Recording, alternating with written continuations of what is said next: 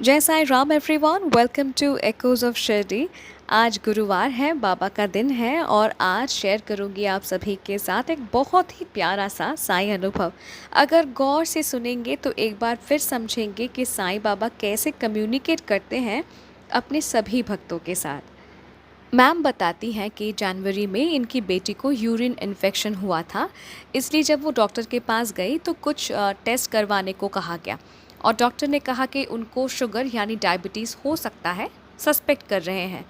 अब मैम की बेटी की शादी हो चुकी है, she is just 33 years old और उनकी 1 साल की बेटी भी है। मैम को जब ये बात पता चला कि डॉक्टर ने कहा है कि शुगर हो सकता है, सस्पेक्ट कर रहे हैं, तो वो बहुत टेंस्ड हो गई। सोचने लगी कि क्या ही उम्र है मेरी बेटी की, एक छोटी सी बच्ची भी है 1 साल की, लाइफ लॉन्ग कैसे सस्टेन करेंगी। अब मैम का फ़िक्र करना बिल्कुल जायज़ था, है ना, माँ तो माँ ही होती है। तो अपनी बच्ची के लिए मैम बहुत फ़िक्र कर रही थी। अब रोज़ मैम साईं सच्चरित्र जी से एक अध्याय पढ़ती है। तो मैम उस दिन भी जब साईं सच्चरित्र जी पढ़ने के लिए बैठी तो पहले बाबा को दिल से पुकारा, प्रार्थना की और कहा कि बाबा, मेरी बेटी की बहुत कम उम्र है, इस एज में अगर शुगर हो गया तो लाइफ लॉन्ग वो कैसे सस्टेन करेगी, उसकी एक छोटी सी बच्ची भी है। आप कुछ चमत्कार कीजिए, एक बार और टेस्ट कराना होगा, डॉक्टर ने कहा है, तब रिपोर्ट्स नॉर्मल आने चाहिए। इसके बाद मैम रैंडमली एक चैप्टर खोलती है और चैप्टर था 13। अब आप सबको मैं बता दूं, आप सब डेफिनेटली जानते हैं, पर जो नहीं जानते हैं मैं उन सबको बताना चाहती हूँ कि साईं सच्चरित्र जी का जो चैप्टर 13 है, वहाँ साईं बाबा ने कैसे भक्तों के रोग को ठीक किया है, उन घटनाओं का वर्णन है। तो चैप्टर 13 पढ़ने के बाद मैम को खुशी हुई, लगा कि साईं बाबा संकेत दे रहे हैं कि बेटी का रिपोर्ट नॉर्मल आएगा, और हुआ भी वैसा। उसके बाद इनकी बेटी ने शुगर टेस्ट करवाया जब, तो रिपोर्ट सारे नॉर्मल आए। तो मेरे साईं परिवार, सुना आप सभी ने कैसे साईं सच्चरित्र जी के माध्यम से बाबा ने संकेत दिया मैम को। चलिए अब सुनाती हूँ आप सभी को कि कैसे बाबा ने मैम को एक सपने के माध्यम से संकेत दिया था।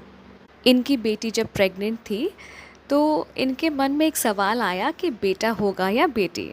और ये बहुत नेचुरल सी एक बात है ना। घर में अगर कोई कंसीव हमारे करते हैं तो हम भी सोचते हैं ना कि बेटा होगा या बेटी। मतलब क्योंकि वो जो नया सदस्य आने वाला है या आने वाली है, हम मतलब बहुत एक्साइटेड होते हैं ना उस नए सदस्य से मिलने के लिए। सो मैम भी बहुत एक्साइटेड थी और वो मन ही मन सोचने लगी कि क्या मेरे बेटी को बेटा होगा या बेटी। अब उसी रात मैम एक सपना देखती है और सपने में देखती है कि वो एक छोटी बच्ची के साथ खेल रही है और सच में इनकी बेटी को एक फूल जैसी बेटी ही हुई। अब देखिए, भले ही सपने में साईं नहीं थे, पर साईं ने इनके मन के सवाल का जवाब सपने के माध्यम से दिया। तो मैं पता नहीं ये लाइन जो अभी मैं बोलने वाली हूँ, पता नहीं मैं कितनी बार बोल चुकी हूँ कि अगर बाबा कुछ अश्योरेंस दे रहे हैं तो वो होना ही है, 1000% होना है। मेरे साथ तो हमेशा हुआ है। अगर बाबा ने मुझे सपने में कुछ अश्योर किया है या फिर कुछ वार्न किया है किसी चीज़ के लिए, वो मेरे लाइफ पे हुआ है, 1000% एवरी टाइम हुआ है। तो ये भी मैं कहूँगी कि अपने जो जो सपने देखते हैं ना, उस पर गौर कीजिएगा। जो विज़न आप देखते हैं उस पर भी गौर कीजिएगा, क्योंकि बाबा ऐसे ही कम्युनिकेट करते हैं, ठीक है। कुछ भी मतलब कोइंसिडेंस नहीं होता। कुछ भी सवाल लेके जब आप सच्चरित्र जी का एक चैप्टर रैंडमली खोलते हैं, ठीक है, उस चैप्टर को बहुत ध्यान से पढ़िएगा, ठीक है। देखना आपके मन में जो क्वेश्चन है उसका जवाब उस चैप्टर पे दिया हुआ है। बार बार बोलती हूँ, अपने सपने को हवा में मत लीजिए, हल्के में मत लीजिए, क्योंकि उस सपने में बाबा का मैसेज छुपा रहता है। Ma'am, thank you so very much, इतना प्यारा सा अनुभव मतलब मेरे साथ शेयर करने के लिए। और मैंने फर्दर मेरे साईं परिवार के साथ शेयर किया आपके वजह से। So thank you so very much. और मेरे साईं परिवार, अगर अनुभव आप सभी को अच्छा लगा तो प्लीज़ लाइक कीजिए, शेयर कीजिए, सबके साथ साईं महिमा को बांटिए। अगर अपना अनुभव मेरे साथ शेयर करना चाहते हैं तो आप मुझे ईमेल कर सकते हैं, इंस्टा पे डायरेक्ट मैसेज कर सकते हैं, या फिर मेरे व्हाट्सएप नंबर में भी आप मुझे मैसेज कर सकते हैं।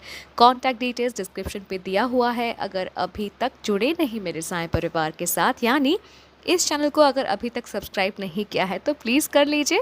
मिलती हूँ बहुत बहुत जल्दी नए साय अनुभव के साथ। टिल देन जय साई राम।